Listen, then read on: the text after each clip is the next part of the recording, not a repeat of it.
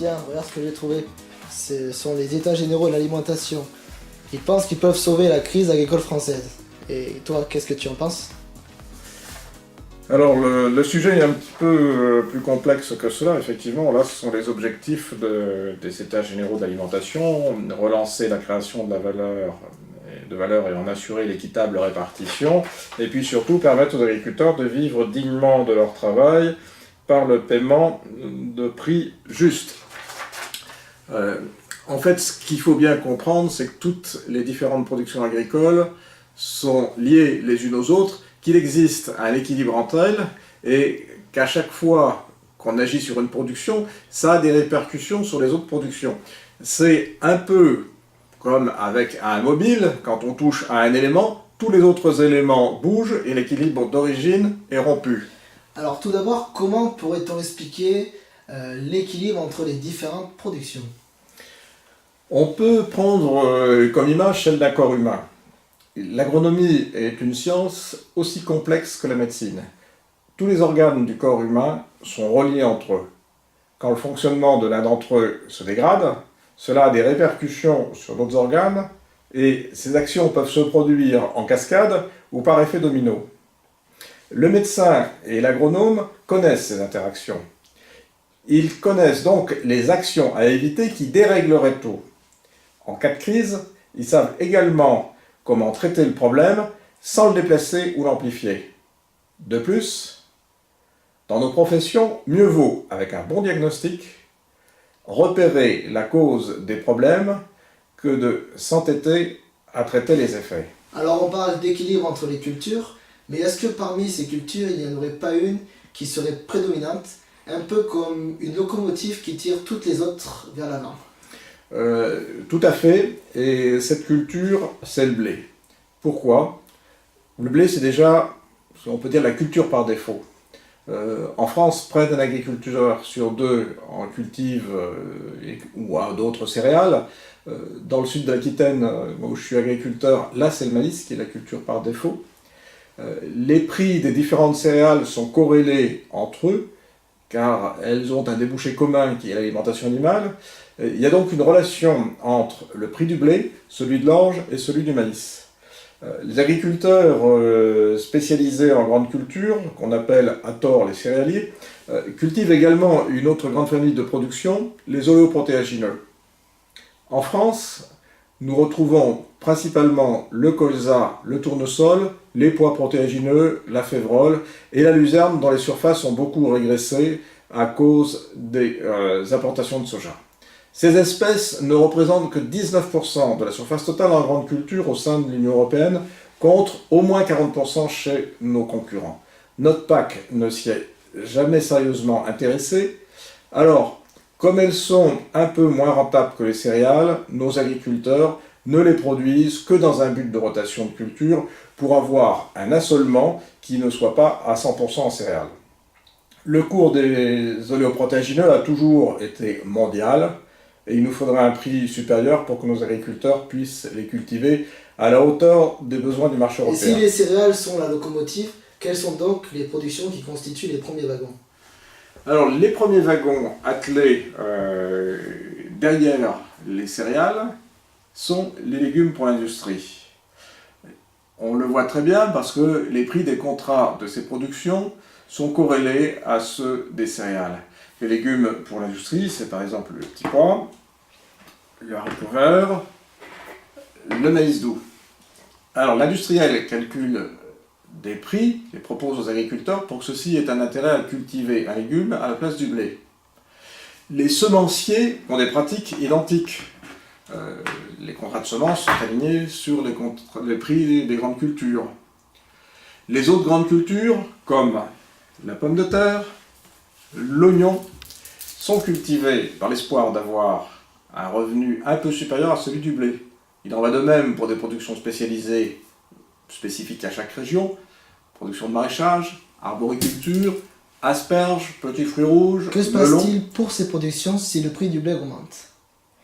Alors quand le prix du blé devient rémunérateur, comme en 2012, les agriculteurs ont tendance à réduire un peu les surfaces qu'ils consacrent à des cultures plus exigeantes et plus contraignantes. les volumes de production diminuant, les cours et la rémunération de l'agriculteur vont remonter grâce à ces productions spécialisées. Inversement, quand le prix des céréales est bas, de nombreux agriculteurs cherchent à augmenter leur surface dans les autres productions en se diversifiant pour compenser la chute de revenus. Ceci provoque une hausse de la production dans des marchés qui sont vite saturés et donc une baisse des prix. Là, je viens de vous démontrer qu'un prix bas des céréales tire à la baisse celui de toutes les autres productions végétales.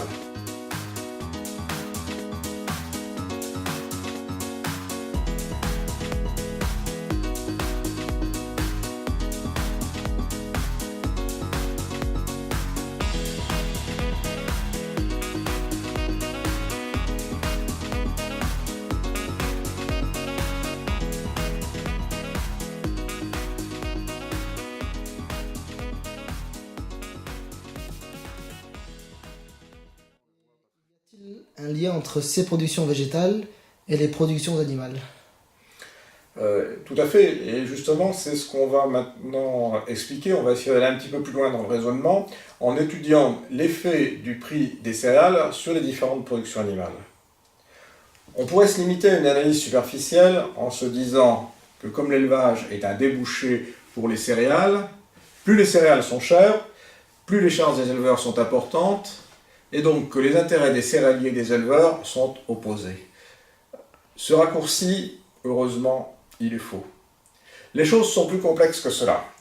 De nombreux éleveurs produisent également des céréales. Quand le prix du blé baisse, un éleveur laitier est tenté de produire plus de lait. C'est le cas actuellement avec la suppression des quotas dans un contexte de prix des céréales très bas. Au niveau des viandes, il faut faire une différence entre celles qui sont produites majoritairement avec de l'herbe, comme la production de viande bovine par l'élevage allaitant, et les viandes qui sont produites avec des aliments composés ou concentrés, la volaille et les porcs. Pour nourrir un cochon ou un poulet, si on fait simple, il faut des céréales et du tourteau de soja. Ces aliments sont vendus sur le marché européen au cours mondial, donc à un prix inférieur au coût de production français. Sans aide, on ne peut pas produire en France à ces prix-là. Cela revient à dire que l'éleveur de porc ou de volaille bénéficie d'une subvention au travers de son aliment, même s'il ne la voit pas, et en plus, il n'en profite absolument pas car elle est répercutée par l'aval via le prix de vente de ses produits. Les prix du porc et du poulet sont très bas depuis de nombreuses années car beaucoup d'exploitations en production végétale ont monté un poulailler ou une porcherie pour tenter de compenser la baisse de revenus des cultures. Augmentation de la production et importation à bas prix ont fait chuter la rentabilité des élevages hors sol. L'éleveur de charolaise a, comme charge d'aliment, principalement le coût de production de son herbe. Certes, il achète un peu d'aliments concentrés et bénéficie de quelques DPU, mais globalement, son activité est moins subventionnée qu'en porc ou en volaille. Le prix du blé a été divisé par 3 en 30 ans en monnaie courante. Cela a progressivement donné un avantage comparatif aux viandes blanches par rapport aux viandes rouges. La consommation de viande de bœuf diminue régulièrement car les consommateurs et surtout la restauration hors foyer ont tendance à s'orienter vers les viandes les moins chères comme le porc ou la dinde. Les éleveurs de bovins viande souffrent de cela, ils cherchent à changer de production. Si leurs terres le permettent, après avoir vendu leurs troupeaux, ils prennent leur tracteur, ils attellent une charrue, ils retournent leur prairie pour y semer quoi? Du blé. Alors pour résumer, quelles sont les conséquences de la baisse du prix du blé? Il y a 2 conséquences à la baisse du prix du blé. Quand le prix du blé baisse, nous l'avons vu, cela entraîne une baisse de le prix de toutes les autres productions agricoles, production végétale et production animale confondues. La deuxième conséquence, et la plus inattendue, quand le prix du blé baisse, mais il y a une augmentation de la production de blé qui est induite. Le système, il est particulièrement pervers parce qu'au lieu de se réguler lui-même, il se détruit. Dans les autres secteurs de l'économie, comme l'industrie, quand les prix baissent à cause d'une surproduction, les industriels finissent par limiter la production pour que le marché s'assainisse, que les prix repartent à la hausse. C'est ce qu'on appelle la main invisible du marché. Et en agriculture, ce libre marché ne fonctionne pas pour de multiples raisons, dont une bien spécifique qui s'appelle le foncier, un facteur de production qui n'existe pas dans les autres secteurs de l'économie, facteur de production qui n'est pas délocalisable. Vous comprenez donc tout l'intérêt d'une bonne politique agricole pour éviter de tomber dans cette spirale infernale de destruction de l'agriculture et de ses paysans. Et si on revient à la question de départ, est-ce que les États généraux peuvent sauver l'agriculture? Alors, les États généraux de l'alimentation que nous venons de vivre ne pourront pas redresser l'agriculture française pour plusieurs raisons. Ils ne constituent pas une politique agricole. Ils sont limités à l'espace national alors qu'ils auraient dû avoir une portée européenne. Et, troisièmement, je dirais, si pour de nombreuses productions, ils ont émis le souhait que les coûts de production soient pris en compte dans la définition des prix d'achat des produits agricoles aux paysans, ce ne sera pas le cas pour les grains, céréales et oléoprotéagineux, avec une absence de préférence communautaire et donc des cours mondiaux qui s'imposent au sein de l'Union européenne.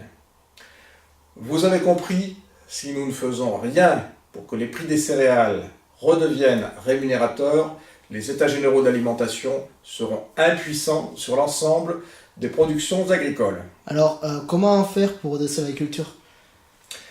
Revenons-en au diagnostic que nous avons réalisé au début de cette vidéo.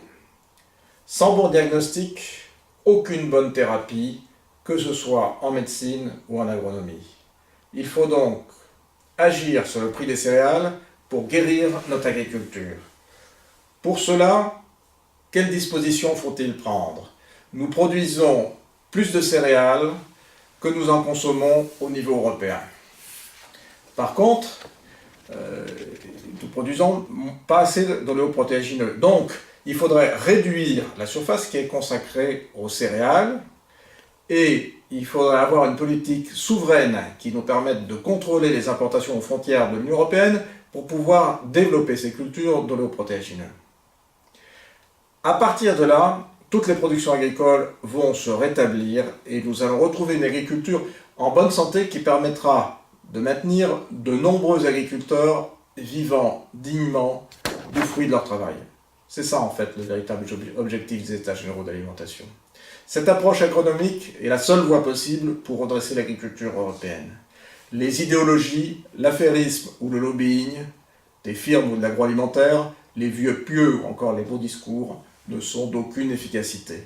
Bien au contraire, ils sont la source des malheurs de notre agriculture.